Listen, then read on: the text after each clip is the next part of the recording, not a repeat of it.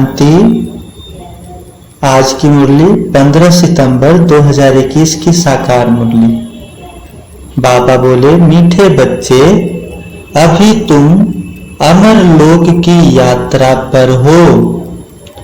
तुम्हारी यह बुद्धि की रूहानी यात्रा है जो तुम सच्चे सच्चे ब्राह्मण ही कर सकते हो। बाबा बोले, अभी तुम अमरलोक की यात्रा पर हो। तुम्हारी यह बुद्धि की रूहानी यात्रा है जो तुम सच्चे सच्चे ब्राह्मण ही कर सकते हो। प्रश्न है, अपने आप से व आपस में कौन सी वार्तालाप करना ही शुभ सम्मेलन है। अपने आप से व आपस में कौन सी वार्तालाप करना ही शुभ सम्मेलन है।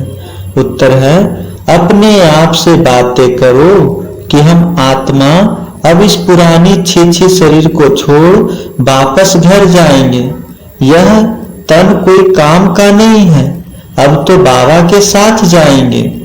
आपस में जब मिलते हो तो यही वार्तालाप करो कि सर्विस वृद्धि को कैसे पाए, सबका कल्याण किस तरह हो, सबको रास्ता कैसे बताएं। यही सम्मेलन है, यही सम्मेलन है। आज का गीत है, दिल का सहारा टूट न जाए।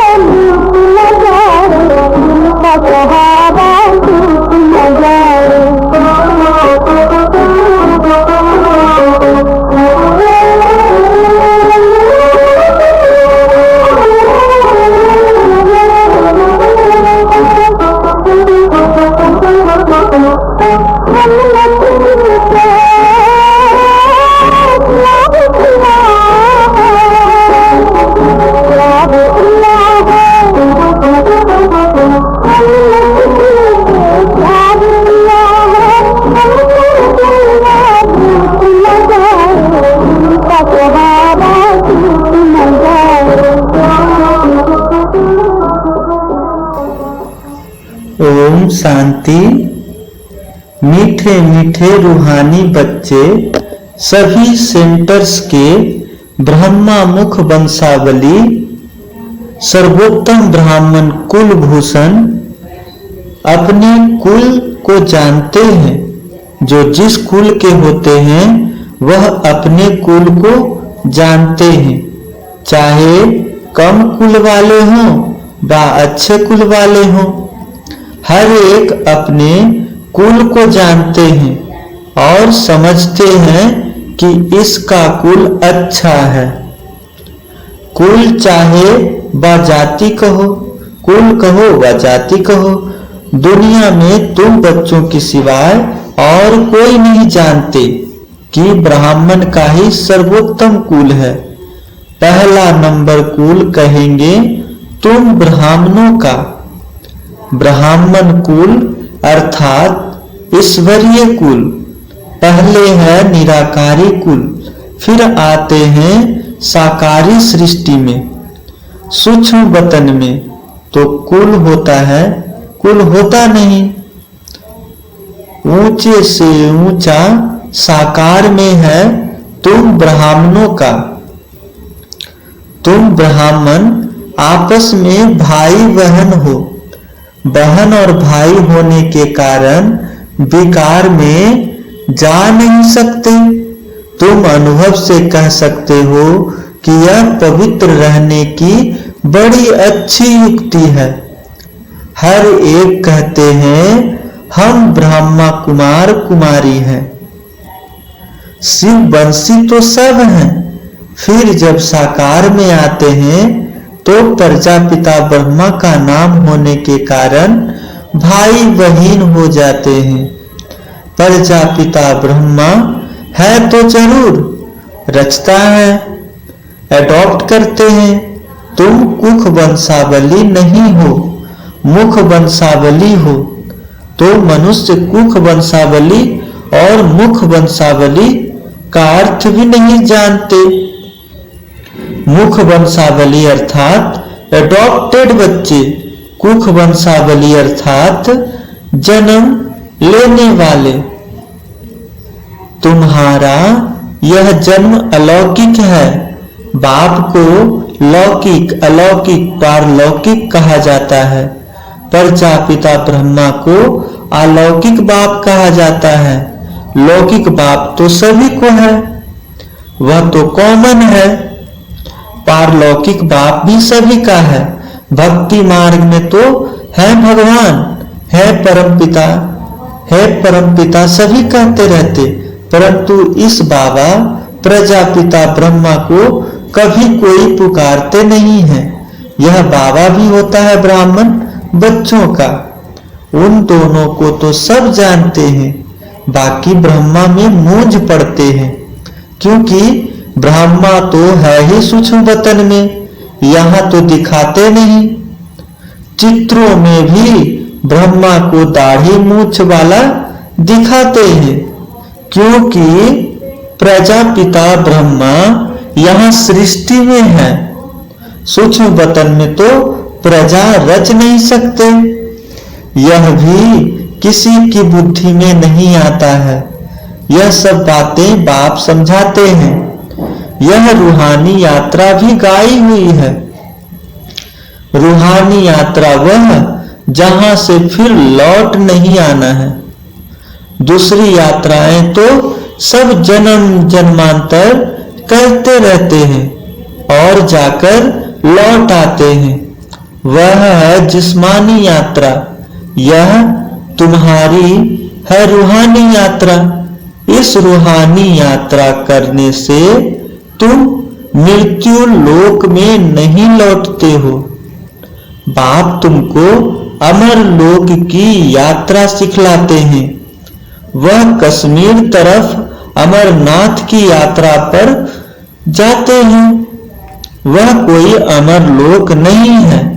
अमर लोक एक आत्माओं का, दूसरा है मनुष्यों का, जिसको स्वर्ग अथवा अमर लोक कह सकते हैं। आत्माओं का तो है निर्वाण धाम, वही अमर लोक सत्युग और मृत्यु लोक है। कलयुग और निर्वाण धाम है शांति लोक। यह भी तुम बच्चे समझते हो, बाहर वाले तो कुछ नहीं समझते। तुम देखते हो कि कोई कोई समझते भी हैं, कोई की बुद्धि में यह ज्ञान है नहीं। समझने वाला होगा तो जरूर किसी को समझाएगा। मनुष्य जब यात्रा पर जाते हैं तो पवित्र रहते हैं, फिर घर में आकर अपवित्र बनते हैं। मास 2 मास पवित्र रहते हैं। यात्रा की भी सीजन होती है, सदैव तो यात्रा पर जा न सकेंगे। ठंडी व बरसात के समय कोई जा न सके। तुम्हारी यात्रा में तो ठंडी व गर्मी की बात नहीं, बुद्धि से खुद समझ सकते हो कि हम जा रहे हैं बाप के घर। जितना हम याद करते हैं उतना विकर्म विनाश होता है। बादशाह बाबा ने कहा, बाप के घर में जाकर फिर हम नई दुनिया में आएंगे। यह बाबा समझाते हैं, यहाँ भी नंबरवार बच्चे हैं। वास्तव में यात्रा को भूलना नहीं चाहिए, लेकिन माया भुला देती है, इसलिए लिखते भी हैं, बाबा आपकी याद भूल जाती है। अरे याद की यात्रा जिससे तुम एवर हेल्दी वेल्दी बनते, ऐसी दवाई को तुम भूल जाते हो। वह यह भी कहते हैं कि बाप को याद करना तो बड़ा ही सहज है। अपने साथ बातें करनी है कि हम आत्मा पहले सतो प्रधान थी, अब तमो प्रधान बन गई है। अब शिव बाबा हमको युक्ति बहुत अच्छी बताते हैं, बाकी अभ्यास करना है। आंख बंद कर विचार नहीं किया जाता। बाबा ने एक्ट करके भी दिखाया है। ऐसे अपने साथ बातें करो कि हम सतो प्रधान थे, हम ही राज्य करते थे। वह दुनिया गोल्डन एज थी, फिर सिल्वर, कॉपर, आयरन एज में आ गए। अब आयरन एज का अंत है, तब बाबा आया हुआ है। बाबा हम आत्माओं को कहते हैं कि मुझे याद करो और अपने घर को याद करो जहां से आए हो, तो फिर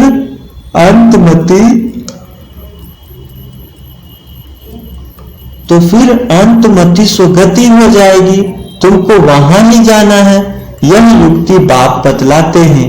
सवेरे उठकर अपने से बातें करो। बाबा एक्ट करके दिखाते हैं कि हम भी सवेरे उठ विचार सागर मंथन करता हूँ। सच्ची कमाई करनी चाहिए ना, सुबह का साईं का, तो उस साईं को याद करने से तुम्हारा बेड़ा पार हो जाएगा। बाबा जो करते हैं, जैसे करते हैं, वह बच्चों को भी समझाते हैं। इसमें खिटपिट की बात नहीं है। यह कमाई की बहुत अच्छी युक्ति है। अलफ को याद करने से बे की बादशाही तो मिल ही जाएगी। बच्चे जानते हैं कि हम राजयोग सीख रहे हैं। बाबा बीज रूप नॉलेज फूल है, तो हम भी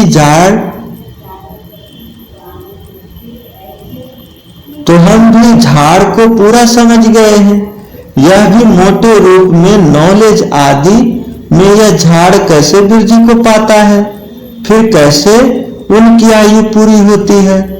और झाड़ तो पुराने आदि के लगाने से गिर जाते हैं, परंतु इस मनुष्य सृष्टि का पहला फाउंडेशन देवी देवता धर्म प्रायः लोप हो जाता है। यह भी होना ही है। जब गुम हो जाए तब कहा जाए कि एक धर्म की फिर से स्थापना और अनेक धर्मों का विनाश। कल्प कल्प यह धर्म प्रायः लोप होता है। आत्मा में खाद पड़ जाती है, तो जो जेवर झूठा हो जाता है। बच्चे समझाते हैं कि हमारी में याद थी। अब जब हम स्वस्थ बनते हैं,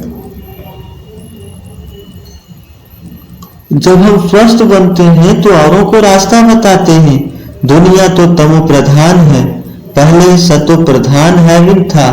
तो बच्चों को सवेरे उठ अपने से बातें अर्थात रूह विहान करनी चाहिए, विचार सागर मंथन करना चाहिए।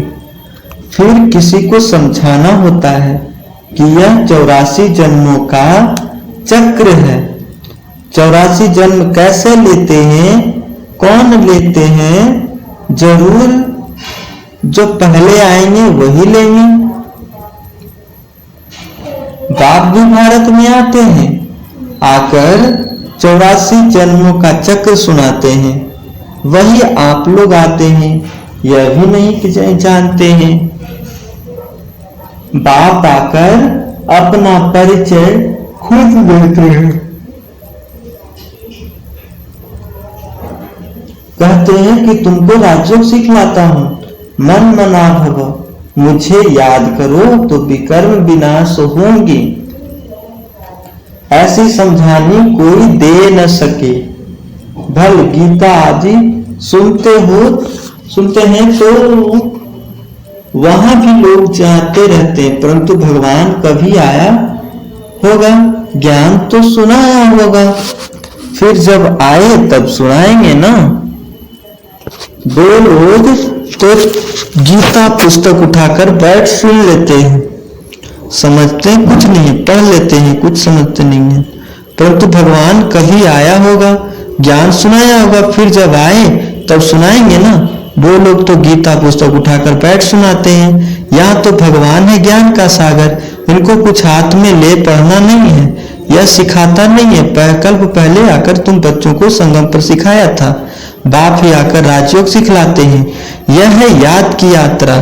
तुम्हारी बुद्धि है ही जानती है, तुम्हारी बुद्धि जानती है। शिवाय ब्रह्मा मुख बंसावली, शिवाय ब्रह्मा मुख वंशावली, ऐसा कोई मनुष्य नहीं होगा जिसके पास ज्ञान नहीं होगा। सब में सर्वव्यापी का ज्ञान भरा हुआ है। यह कोई नहीं जानता कि परमात्मा बिंदी है, ज्ञान सागर पतित पावन है। सिर्फ ऐसे ही गाते रहते। गुरु लोग जो सिखाते हैं वह सत सत पढ़ते रहते हैं, अर्थात कुछ भी नहीं कर समझ उस पर घर विचार चले तो यह सत्य है। वह नहीं, बाप समझाते हैं कि तुम बच्चों को चलते फिरते याद में जरूर रहना है, नहीं तो विकर्मों का विनाश हो नहीं सकेगा। तुम भी कर्म करते रहो, परंतु बुद्धि में बाप याद रहे। श्रीनाथ द्वारे में भजन बनाते हैं तो बुद्धि में यह श्रीनाथ रहता है ना। बैठे ही मंदिर में ही बच्चे जानते हैं हम श्रीनाथ के बनते हैं, ये बनते हैं। भोजन बनाया, भोग लगाया, भोजन बनाया, भोग लगाया, फिर घर वालों बच्चों आदि को याद करते रहे।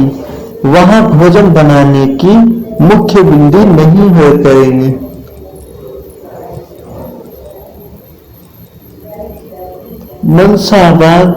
मनसा में कोई विकर्म ना आ जाए। वह श्रीनाथ के मंदिर में बैठे हैं, यहाँ तो शिव बाबा के पास बैठे हो। यह भी बाबा युक्ति बतलाते हैं। बच्चे कोई फालतू बात नहीं करना है, सदैव बाप से मीठी मीठी बातें करनी है। जैसे बाप बच्चों वैसे बच्चे। बाप की स्मृति में रहता कि हम चक्र कैसे फिराते हैं। तुम जब वो बच्चों को आकर सुनाते हैं, तुम बच्चे जानते हो कि हमारा बाबा मनुष्य सृष्टि का बीज रूप चैतन्य है। कितनी सहज बात है, परंतु फिर भी समझते नहीं है, क्योंकि पत्थर बुद्धि है ना। क्योंकि पत्थर बुद्धि है। उस बीज को हम चैतन्य नहीं कहेंगे, यह नॉलेजफुल चैतन्य न है, यह एक किनारा है। यह बीज ऐसा लगा दिया कि अनेक प्रकार के फल फूल पत्ते तोड़ते रहे। भगवान को कहा जाता है मनुष्य सृष्टि का बीज रूप। तो लो, ठीक बाप को याद है ना, आत्माओं का बाप नहीं याद है। तो सभी ब्रदर्स ठहरे वहां भी रहते हैं जहां तुम आत्माएं निवास करती हो, निर्वाण धाम में। और बच्चे रहते हैं। इस समय तुम प्रजापिता ब्रह्मा की संतान हो और भाई बहन के भी, इसलिए कहते हो शिवलिंग का रास्ता जल्दी से ढूंढिए। तो उसको बंद करके कहीं और रख दें। तो ब्रह्मा बाप द्वारा सृष्टि रचेंगे, तो सृष्टि में भाई बहन ठहरे ना। अब इस आत्मिक दृष्टि में रहेंगे तो कल्प कल्प ऐसे ही क्रिएट करते रहते हैं, अडॉप्ट करते आते हैं।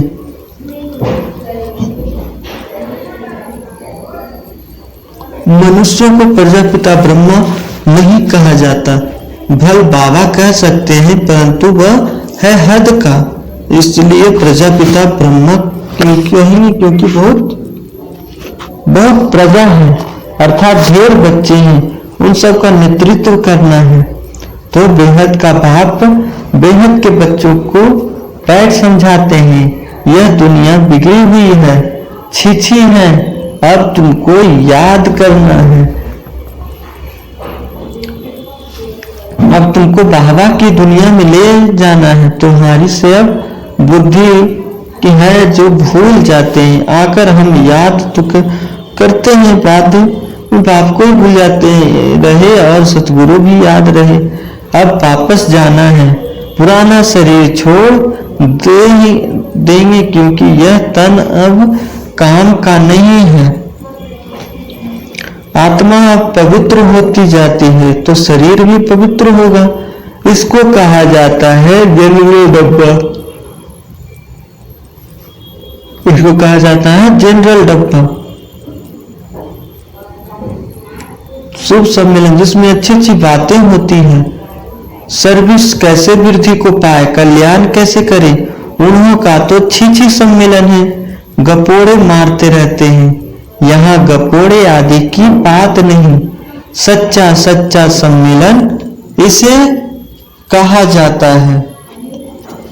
तुमको यह कहानी सुनाई है तो फिर कलयुग है। सतयुग को स्वर्ग कहा जाता है नहीं। भारत स्वर्ग था, भारतवासी स्वर्ग है, 14 जन्म भोगते हैं। अब अंत में है। अब तुम तमो प्रधान से सतो प्रधान बनते हो। इसमें कोई गंगा आदि स्नान करने की बात नहीं। भगवानुवाच है कि मैं सभी का बाप हूँ। कृष्ण सबका बाप हो नहीं सकता। 1-2 बच्चे का बाप श्री नारायण है, न कि श्री कृष्ण।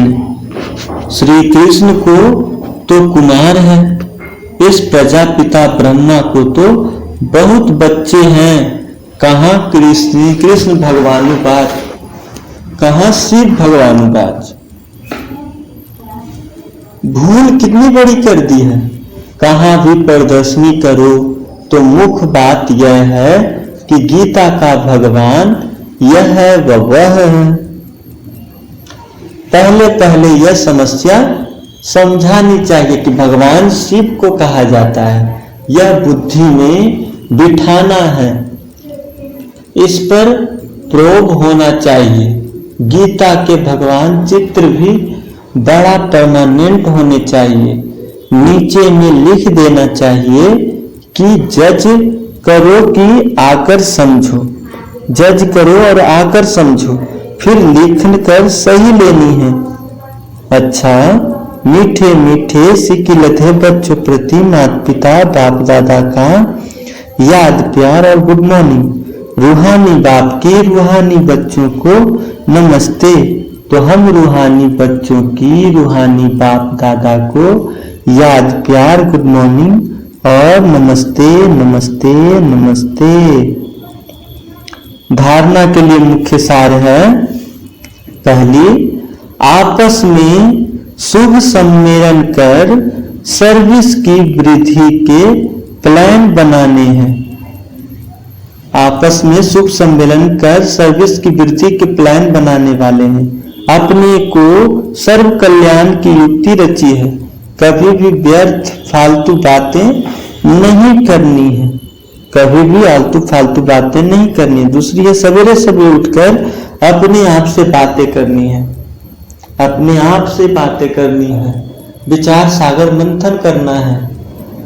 भोजन बनाते एक बाप की याद में रहना है, भोजन बनाते एक बाप की याद में रहना है।